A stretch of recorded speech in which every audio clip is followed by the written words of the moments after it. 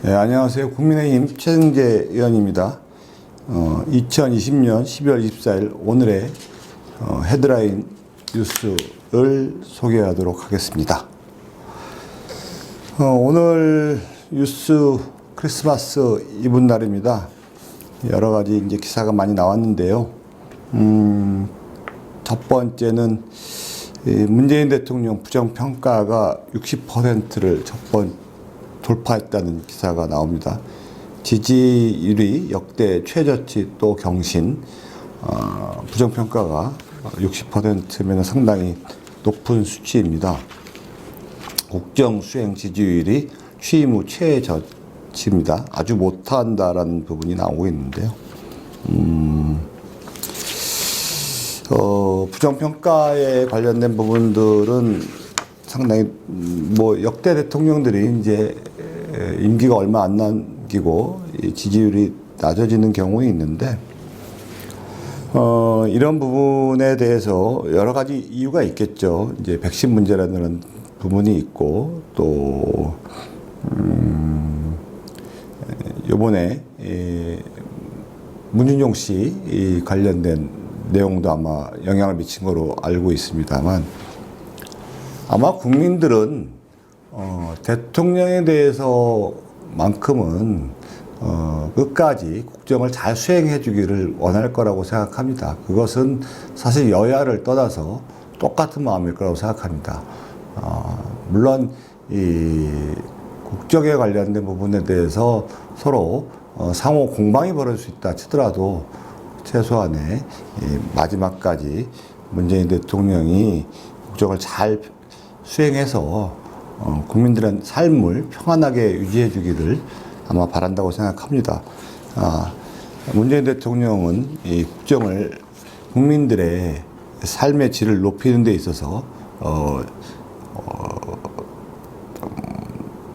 최선을 다해 주기를 아마 바라는 마음이 있는데, 그런 부분에 대해서 잘 경청해서 마지막까지 국민을 위한 정치를 펼쳐주기를 바라마지 않습니다.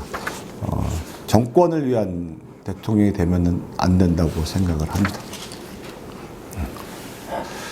오늘 또 두 번째 헤드라인 뉴스는 설전에 얼룩진 변창흠 국토부 장관 청문회입니다. 오늘 보고서 채택 방침인데요. 막상 인사청문회를 해보니까 상당히 지금 여러 가지 문제가 많은 것으로 나오고 있습니다. 막말 논란에 시작부터 쏟아진 질타가 있습니다. 사람이 먼저라는 국정 철학을 가진 정부에서 적합하지 않다는 민심이 나오고 있는데, 지금 아마 지금 문재인 대통령 정부에서는 계속 지금 채택을 해서 강행하려는 의지가 보인다는 여러 가지 의견이 나오고 있습니다.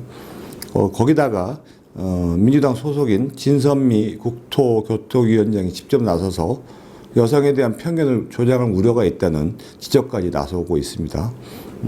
성인지 관련된 내용에 관련된 문제 있는 발언까지 나왔었죠. 진선미 국토교통위원장이 조직 문화 개선을 위해 선도적 적극적으로 성인지 교육계를 갖게 되라고 주문을 했습니다. 오죽하면 그런 소리까지 나왔겠습니까? 또 변창흠 후보자의 자녀와 관련해서는 아파 찬스를 이용해서 진하게 이익을 얻었다는 의혹까지 제기되고 있습니다.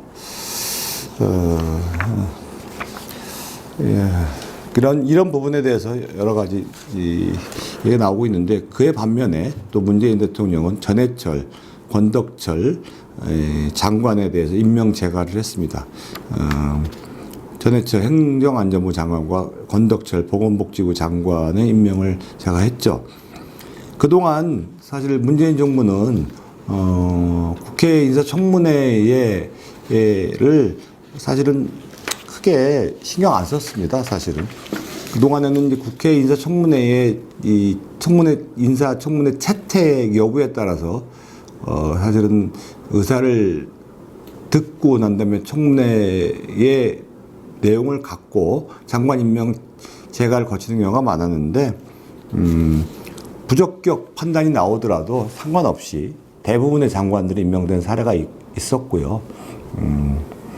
부동산 문제라든지 병역 문제라든지 이런 문제가 생기더라도 상관없이 코드가 맞으면은 무조건 적으로 임명을 하고는 사태가 벌어졌죠. 그런 장관들이 끝내는 문제가 일어나고 국민을 위한 여러 가지 어떤 행정보다는 정권을 위한 행정을 보다 보니까 문제가 발생된 부분이 있었죠. 특히 이 권덕철 보건복지부 장관은 보건복지에 관련된 전문 역량에 대해서 특히 코로나19 대응이 부족하다는 부분에 대해서 부적격 판단을 많이 받았거든요. K방역 실패 논란을 띠고 사실은 문제가 많은데도 불구하고 부적격 의견이 나왔는데도 불구하고 채택이 됐습니다. 그래서 오늘서부터 장관으로 임기를 시작하는데 아무쪼록 이 문제에 대해서 문재인 대통령이 책임을 지고 특히 전해철 행정안전부 장관은 앞으로 다가올 재보선 선거에 중립적인 문제에 대해서 선거를 잘 치러야 될 것 같고요. 권덕철 보건복지부 장관은 이제 이 코로나 사태를 얼마나 슬기롭게 잘 해결하는 문제에 대해서 책임을 져야 될 거라고 생각하고 그 위에 문재인 대통령이 임명을 했기 때문에 대통령의 최종적인 책임이 있다고 할 수 있습니다. 다음 뉴스는요. 이 안철수 금태섭 출마에 일파만파 야권 단일화 향후 행보라는 게 있습니다. 안철수 씨가 서울 보선 지지율에서 야권 1위에 지금 현재 지지율로 나오고 있습니다. 일부 여론조사로 범야권 후보에서 기록을 했죠. 그보다 금태섭 씨도 이제 출마를 던졌습니다. 더불어민주당은 탈당한 지 2달 만의 일입니다. 여러 가지 경선 방식에 대한 시나리오가 나오고 있고요. 통합 경선도 나오고 있고 내부 경선 얘기가 나오고 있는데 집권 세력을 견제해야 된다는 얘기 나오고 있고 국민과 시민이 승리가 되어야 된다는 점에 대해서는 뭐 여러 부분에 대해서 동의하는 방식이 있지만 선의의 경쟁 방식이 있고 단일화 얘기에 대해서는 좀 이견이 좀 있는 것 같습니다. 어떠한 방식으로 하느냐, 어떻게 해야 하느냐에 대해서는 좀 논의가 좀 필요한 것 같습니다. 이런 부분들이 정리가 잘 돼야지 사실은 누가 출마하느냐가 중요한 것이 아니라 지금 본인들이 주장하는 고통스러운 문재인 정권의 3년만을 돌아보고 심판하는 부분들에 대한 정당성을 확보하는 부분이 될 거라고 생각합니다.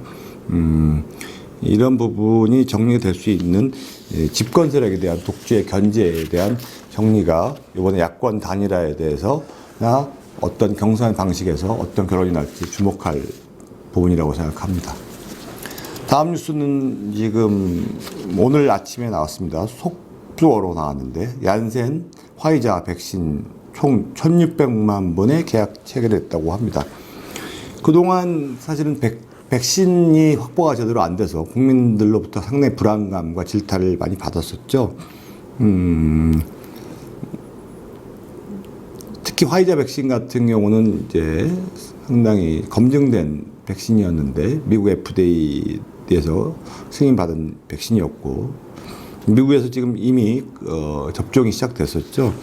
우리나라에서는 전혀 지금 확보를 못했었는데 이번에 이제 화이자 백신과 얀센 백신을 확보했다는 얘기가 나오고 있습니다.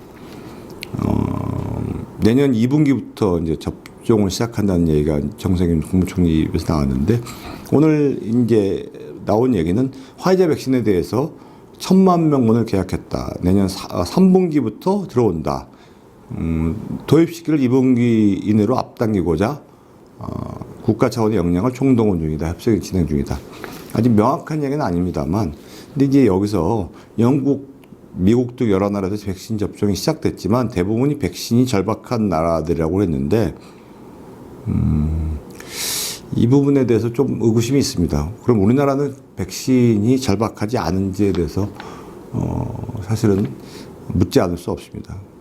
백신이 절박하지 않습니까? 지금 많은 사람들이 지금 고통에 시달리고 있고 이 사회적 거리두기라든지 문제 때문에 특히 소상공 자영업자들은 거의 괴멸 수준에 지금 폐업에 이르러서 극빈자로 전락하고 있고 엄청난 분들이 지금 사회 변혁기에서 고통에 시달리고 있습니다. 이런 부분에 대해서는 정말 안타깝게 생각하고 있고요. 거기다가 지금 손영래 중앙사고수습본부장이 대변인이죠. 우리나라가 백신을 세계 최초로 맞아야 하는 것처럼 1등 경쟁하는 분위기가 조성돼 우려를 표한다는 얘기를 했는데 좀 상당히 염장지른다는 기사도 나왔습니다.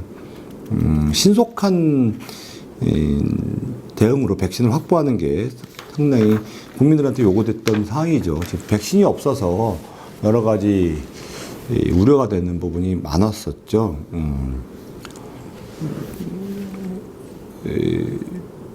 세계 최고의 방역 수준을 추구하고 있고 코로나가 지금 우리나라보다도 현재 창궐하지 않고 코로나가 지금 안전한 나라인 뉴질랜드, 싱가포르는 왜 그러면 백신을 확보해서 지금 접종을 시작하고 있을까요? 그러면 이 부분에 대해서는 국민들이 상당히 우려스럽게 생각하고 거꾸로 조롱받는 느낌이 들 수도 있다고 생각합니다. 그래서 사실을 차라리 솔직하게 진솔하게 좀 미리 미처 준비 못했다 얘기하고 최선을 다하겠다 이런 자세가 훨씬 더 올바른 자세라고 생각을 합니다. 오늘 국민일보에 나온 얘기입니다. 문재인 대통령이 K 백신에 대한 도입에 관련된 내용이 나왔습니다. K 백신을 빨리 도입하라고 얘기를 했는데 백신 도입이 안 됐다는 얘기 나왔는데 뭐 여러 가지 말들이 막 나왔었죠. 뭐 백신의 안전성 얘기도 나왔고 백신을 빨리 도입하라 그러는데 공무원들이 도입이 늦었다 뭐 이런 얘기가 나왔는데 이게 자꾸 얘기를 하다 보니까 더 꼬이는 거죠. 대통령이 백신을 도입하라고 계속 독려했는데 그럼 공무원들이 도입을 늦췄다는 얘기도 좀 앞뒤가 안 맞는 얘기인 것 같고 도입을 하라 그랬는데 정부 예산은 전혀 준비 안 했다는 것도 앞뒤가 맞는 것 같지 않은 것 같고 그다음에 문 대통령이 이 SK 바이오 사이언스에다가 아스트라제네카 백신을 위탁받아 생산하기로 보고받고 물량을 확보하라고 지시했는데 이 역시 위탁 생산이어서 해외 백신 구매하는 거리가 먼다는 얘기가 있었던 것 같고 그래서 이게 이 정세균 국무총리의 나중에 또 말하고도 안 왔습니다.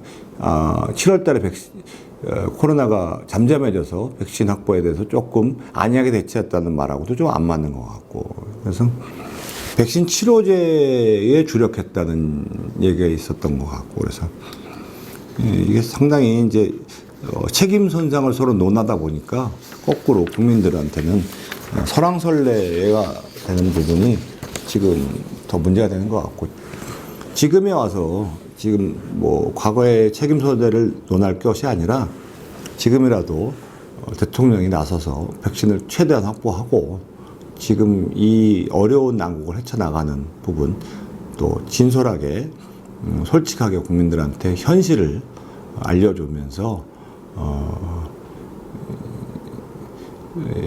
특히 이 경제에 관련된 부분, 특히 골목상권, 지역경제가 말살되는 부분에 대해서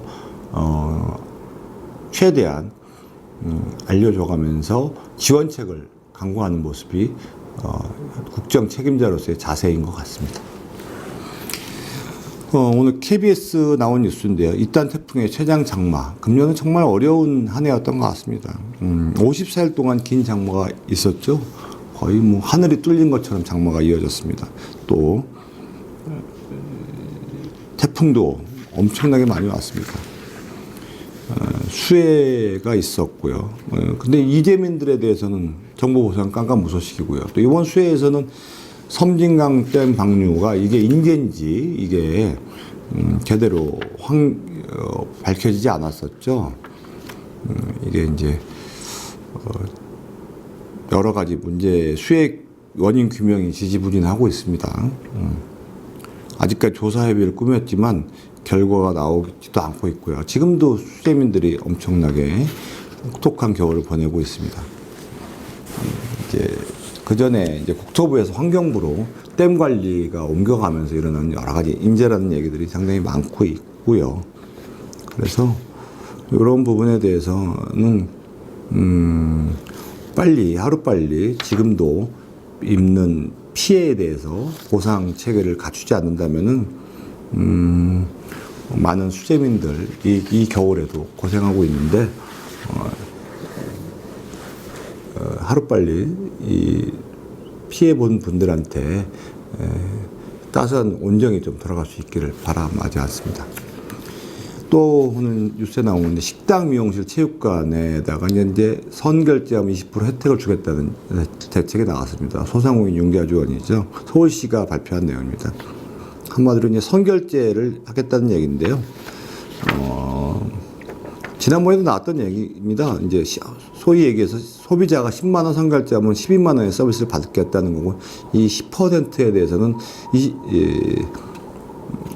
서울시에서 추가 적립해 주는 거고, 나머지 관련된 부분에 대해서는 업체에서 추가로 10% 추가로 혜택을 주는 방식인 거죠. 요 방식에 대해서는 이제 내년 1월 30일까지 해야 되는 방식입니다. 그래서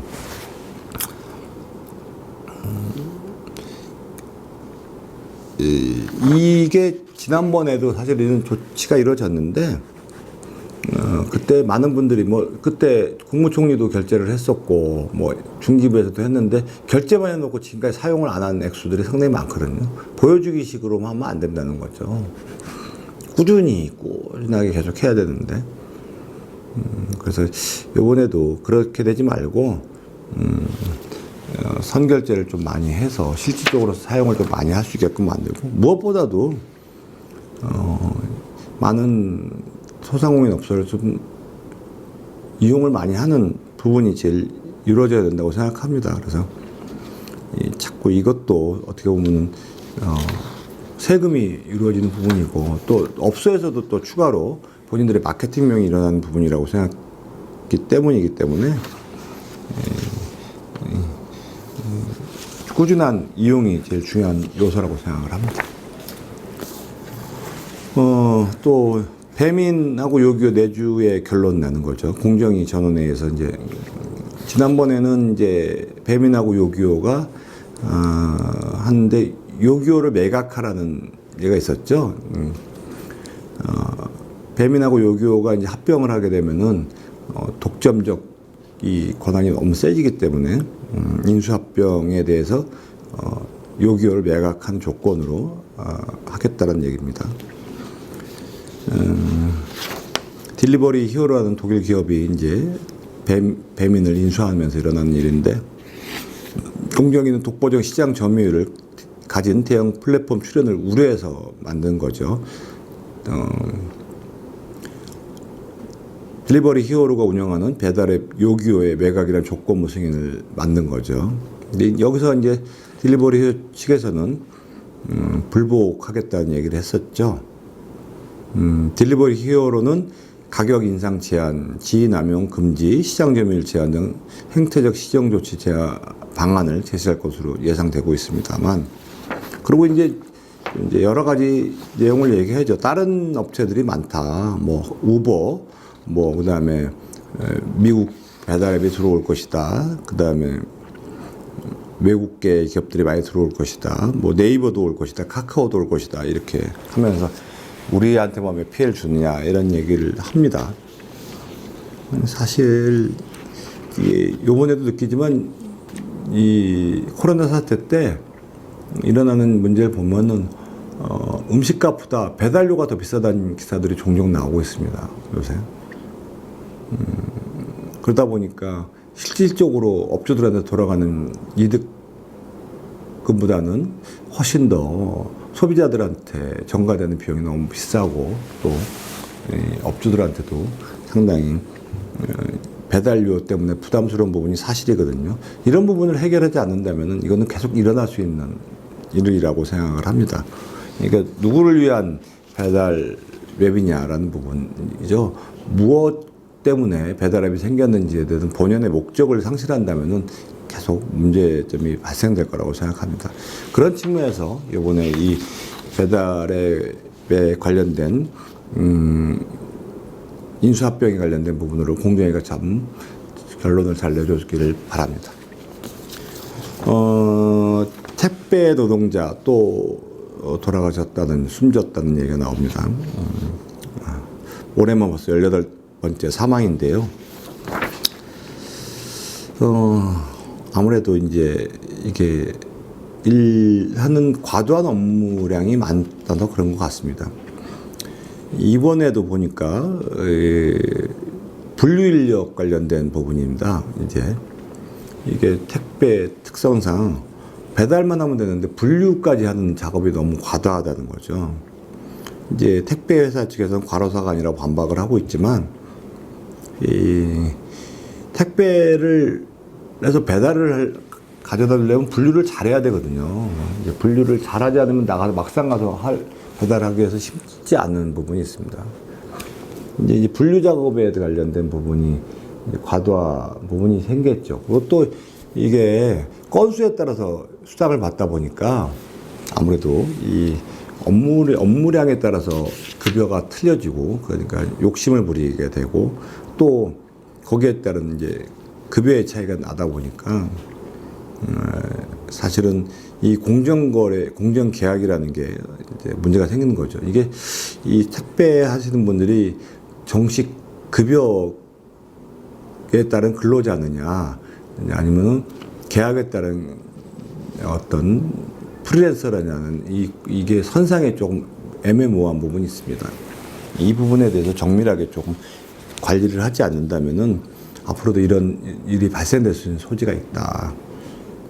그래서 이 부분에 대해서는 항상 일어날 수 있는 이 만연된 현상에 대해서 사람이 죽고 난 다음에 항상 이렇게 문제점만 얘기할 것이 아니라 단순하게 택배회사 측에서 배송한 물량이 다른 기사들과 차이가 없다 그래서 사람에 대해서만 문제를 삼을 거 아니라 시스템에 대해서 이제 다시 한번 최종적으로 정밀하게 접근할 필요가 있다라고 생각을 합니다. 이 선상에서 배달 라이더에 대해서 실업급여를 받는다고 나왔습니다. 이제 임금 근로자의 소득 개편이라는 거죠. 임금 근로자만 지금까지는 이제 고용보험이 있어서 했는데 전 국민을 아우르는 보험으로 바뀌죠. 소득 기준으로 이제 바뀐 거죠. 얼마 전에 고용노동부가 전 국민 고용보험 로드맵을 발표했습니다. 이제는 이제 급여만 받는 것이 아니라 투잡, 쓰리잡을 뛰는 초단시간 근로자도 합산 근로시간을 기준으로 실직시 실업급여를 받을 수 있게끔 한 거죠. 이렇게 되면은 이제 특수고용직 택배기사들도 다 이제 실업급여를 받게 되는데, 이제 이렇게 되면 이제 부담을 이제 누가 하느냐의 문제인 거죠. 아마 이제 기금이라는 게 있는데, 어떻게 이제 기금이 이제 고갈될 수 있는 여러 문제가 많이 발생되겠죠. 근데 이제 문제는 이렇게 이분의 실업급여를 받는다는 얘기는 임금 근로자로서 이제 가게 된다는 얘기인데, 보통 이 예술인들이나 택배기사들이나 라이더들이나 이런 분들은 주로 이제 수당으로, 건당으로 급여를 많이 받았던 분들인데, 임금 근로자에 준하게 되면은 아무래도 이제 임금 근로자와 건당에 관련된 계약직하고는 이제 어떻게 보면 평균화에 따라서 좀 틀려질 수가 있거든요. 이제 그래서 이 부분에 대해서는 그 안에서도 아마 이견이 좀 있는 거로 생각합니다. 그래서 천편일률적으로 다룰 수 있는 문제는 아닌 것 같아서 이것도 한번 내부의 어떤 의견이 좀 잘 따라야 된다고 생각을 하고 있습니다. 마지막으로 지금 고강도 대출 규제에 잔금 치러야 되는데 대출 한파에 실수요자들이 곡소리라는 얘기가 있습니다. 지금 신용대출이 다 막혔죠. 아무리 많아야 2, 3천만 원밖에 대출이 안 된다고 하고 있습니다. 최근 강화된 대출 규제로 통로가 막혀버린 거죠. 그러다 보니까 지금 아파트 잔금을 해야 되는데 수십 년 동안 주거래 계약을 맺었고 신용도 문제가 없는데 덮어놓고 대출을 안 해줘 버리는 거죠. 이러니까 은행권 대출 규제로 이제 그동안 아파트에 관련된 부분이라든지 여러 가지 잔금을 치러야 되는 실수요자들이 있지 않습니까? 이런 사람들, 투기 목적이 아니고 이런 사람들은 정말 어려워진 거죠. 이 아파트 매매 계약을 맺어서 잔금을 융통하기 위해서 주 거래 은행을 갔는데도 대출을 안 해주는 거죠. 진짜 서민들이 고통을 받는 거라고 할 수 있습니다. 그러면 잔금 못 치르다 보면은 어쩔 수 없이 고금리 저축은행이나 사채를 이용할 수밖에 없다라는 얘기가 나옵니다. 대출이 엄청 줄었으니까 이제 아파트 값을 잡겠다는 정부의 방침은 알겠는데 이렇게 정책이라는 것이 일방적이고 어떤 정밀하지 않으면은 도리어 더 어려운 사람들, 서민들한테 피해가 간다는 사실을 여기서 알 수 있게 됩니다.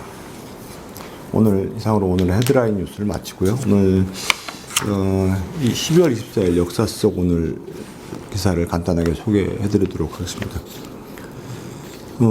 1950년에 여러분 잘 아시는 흥남 철수 작전이 종료됐습니다. 1950년 12월 24일 1.4.5태가 시작됐죠. 6.25 전쟁 때 대한민국 국군과 미군들이 거의 통일의 목전에서 갔는데 중공군들이 대공설이 내서 서울 다시 후퇴를 하게 됩니다. 그래서 이제 12월 8일 날 철수명령이 내려졌죠. 그래서 흥남으로 전 병력이 집결을 하죠. 해상을 통해서 부산으로 철수를 시작합니다. 육로로 철수하지 못하고 흥남을 통해서 해로로 철수했던 이유는 철수 당시에 함흥 흥남 일대를 제외한 함경도 전역이 중공군 이미 수중에 넘어간 상태이고 중공군이 원산까지 점령해서 퇴로가 이미 끊긴 상태이기 때문입니다. 수많은 사람들이 이제 흥남을 통해서 해로를 철수하기 위해서 피난민들까지 모여들었습니다. 그 당시에 미군은 군수물자까지 엄청나게 있었죠. 사실은 거의 엄청난 장비가 올라갔었죠.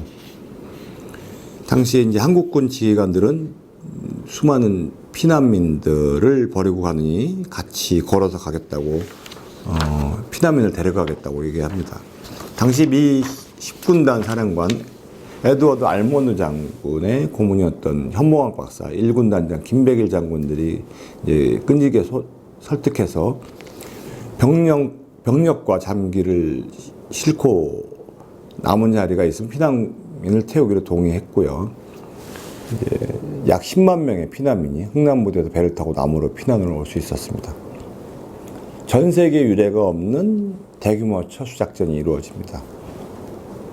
그 중에 1만 4천 명의 피난민을 태우고 3일간에 걸친 항해를 한 메르데스 빅토리아호는 자그마치 단일 선마으로는 가장 큰 규모의 구조작전을 수행한 배로 기네스북에 지금도 등재되어 있습니다. 193척의 선박을 동원한 미군과 한국군은 거의 피해 없이 흡수하는 데 성공했으며 여기에 10만 명의 피난민까지 함께 구해내는 기적을 일궈냈습니다. 마지막 수송선인 온양호와 호위 전투함이 흥남을 떠난 날짜는 놀랍게도 12월 24일 곧 오늘이었고 그날이 곧 크리스마스 이브였습니다. 이래서 크리스마스 이브의 기적이라는 얘기가 있습니다. 이것은 6.25 전쟁 중에 대단히 인도주의적 사건이었고 그 많은 10만 명이 내려와서 대한민국의 어떤 새로운 역사를 만들 수 있던 원동력이 됐다고 생각을 합니다. 그 무수한 군 장비를 다 불태우고 내려왔지만 그 사람이 그 많은 분들이 이 중요성을 느끼게 하는 사건이었고 그것이 대한민국의 발전의 원동력이 됐다고 생각을 합니다. 또 한 가지는 1934년 김소월 선생님이 별세를 했죠. 그 다음에 2000년도에 서종주 씨가 별세를 했습니다. 이게 왜 사건을 소개해 드리자면 김소월 선생님은 그 민족주의에 관련된 부분에 대해서는 상당히 여러분들이 잘 아시겠지만 민족주의 현실의 각성을 통해서 참여적인 목소리를 많이 내셨죠. 33살의 나이에 요절을 하셨습니다. 한국 가곡의 20%가 김소월 씨의 곡을 붙인 것이고 전국민 애송시 진달래꽃의 노래로 불려진 가장 많은 시인입니다. 교과서에 맨 처음으로 시가 등재된 시인입니다. 향토적인 생치가 강하게 풍기고 있는 부분이죠. 우리 현대 시사의 가장 표준이라고 역사라고 평가받고 있습니다. 대표적인 시로는 님이 노래 진달래꽃, 엄마의 누나야, 먼 후일, 산유와 접동서라는 부분이 있습니다.